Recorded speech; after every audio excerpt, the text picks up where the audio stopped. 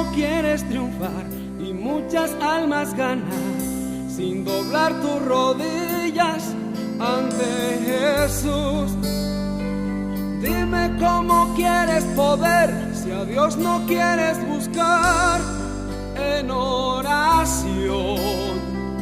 Mira que para estar de pie ante los hombres es necesario vivir de rodillas delante de Cristo, velando en ayuno y en la oración, delante de Cristo, velando en ayuno y en la oración.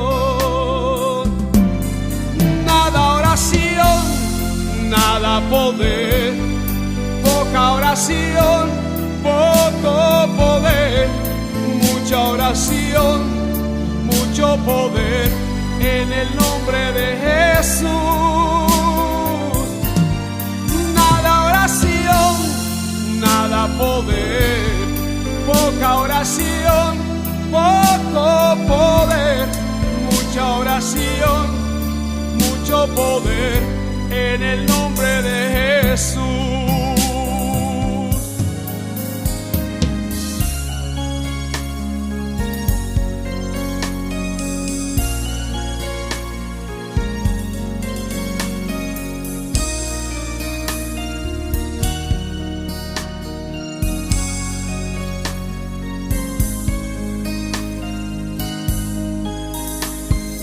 El cristiano debe velar y nunca dejar de buscar a Cristo en la oración.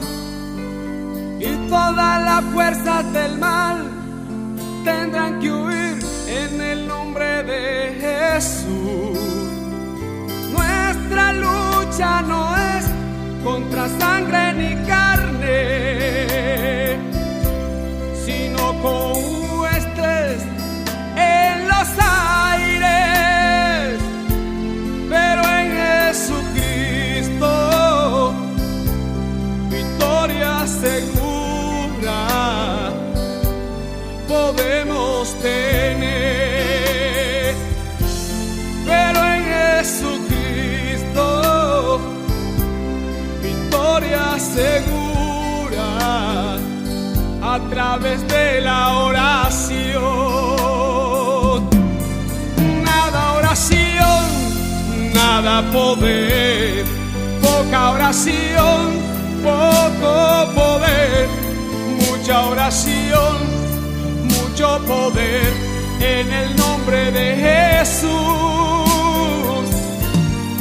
Nada oración, nada poder, poca oración, poco poder, mucha oración, mucho poder en el nombre de Jesús. No es la oración la del poder, es mi Jesús el dueño de él, pero el poder se puede obtener a través de la oración. Nuestra oración, la del poder, es mi Jesús, el dueño de él, pero el poder se puede obtener a través de la oración.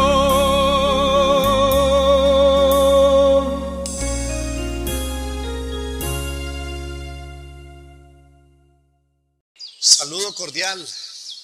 Es un placer muy grande, qué alegría hay en los corazones que cada día nos acercamos al Señor y queremos aprender, queremos poner por obra la palabra divina.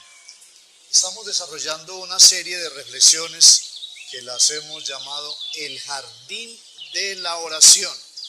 Tiene mucho que ver con la práctica cotidiana de la oración, la meditación, el aprendizaje de la palabra de Dios que consideramos es un ingrediente urgente, no necesario, porque eso es poco decir, sino indispensable para la vida cristiana, fortalecida, con éxito, con todas las bendiciones del Dios Todopoderoso. Pero vamos a remitirnos hoy a las raíces del jardín de la oración. ¿De dónde proviene el término? ¿De dónde estamos extrayendo esta información desde el punto de vista bíblico y, por qué no, históricamente hablando? En el capítulo 26 del Evangelio según San Mateo y a partir del verso 36 nos narra así la palabra.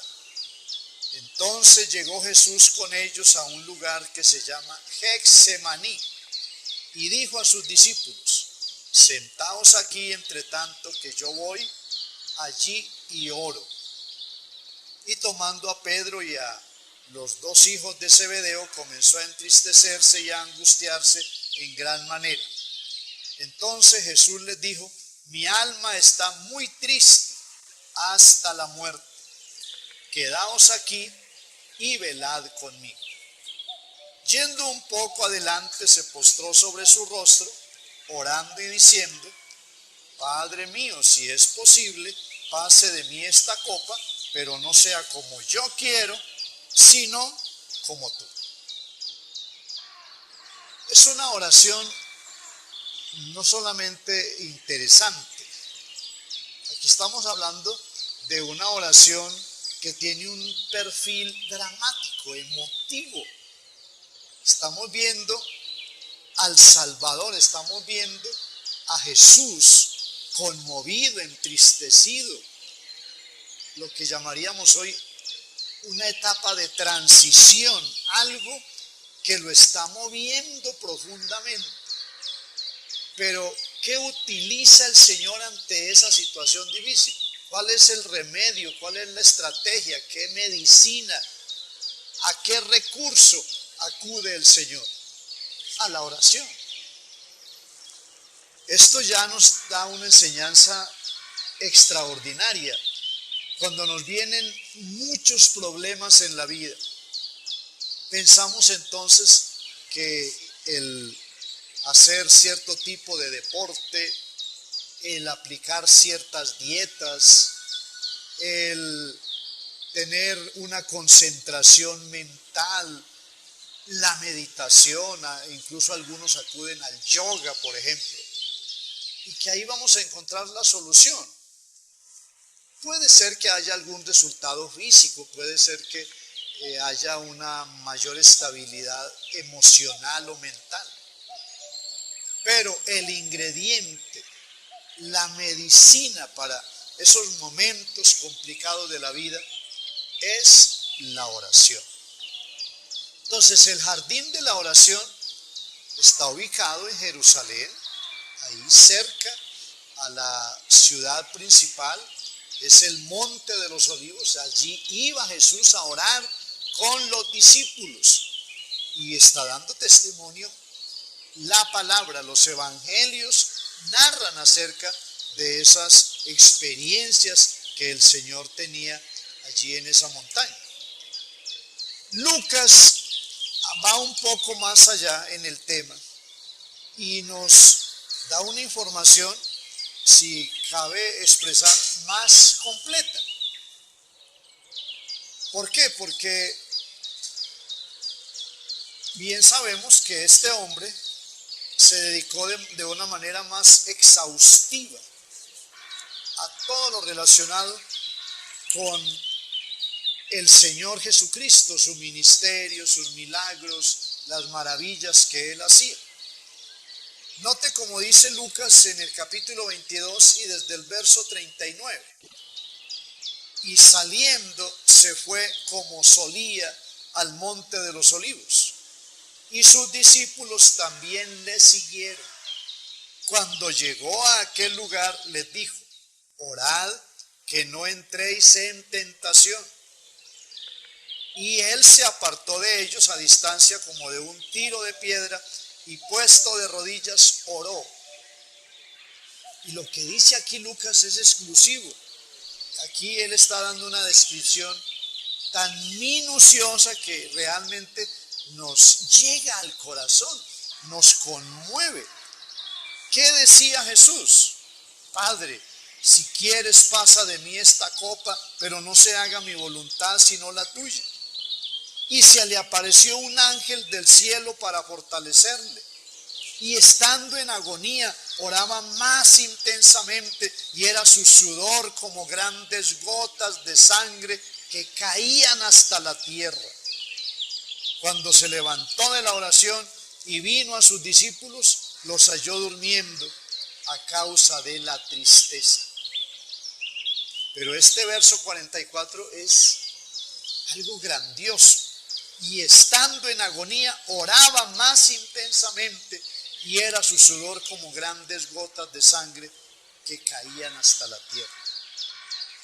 Esto conmueve al más endurecido, al más incrédulo, a las personas que se dicen ser ateas, a los que se burlan de la palabra, a los que quieren hablar arrogancias contra el Creador.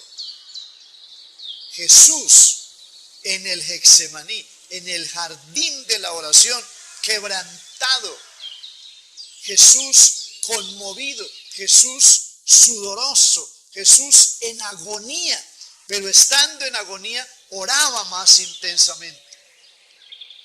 Esto nos debe llevar a pensar que entonces la oración no es un mero acto de meditación, algo de cruzar las piernas, poner las manos en posición yoga, solamente el tener la mente en blanco. Es lo contrario, es tener la mente llena de una súplica, tener la mente con una serie de pensamientos espirituales que nos lleven a ese acercamiento al Dios Todopoderoso. Pablo, cuando escribe la carta a los romanos, él es también profundo en su apreciación. Precisamente el capítulo 8 de Romanos nos da una idea clarísima de cómo debe ser esa oración, porque todavía hay preguntas. ¿Cómo debo orar? ¿Qué debo decir? Primero doy gracias, primero pido, primero alabo. No, la oración tiene 3 niveles que no deben cambiarse.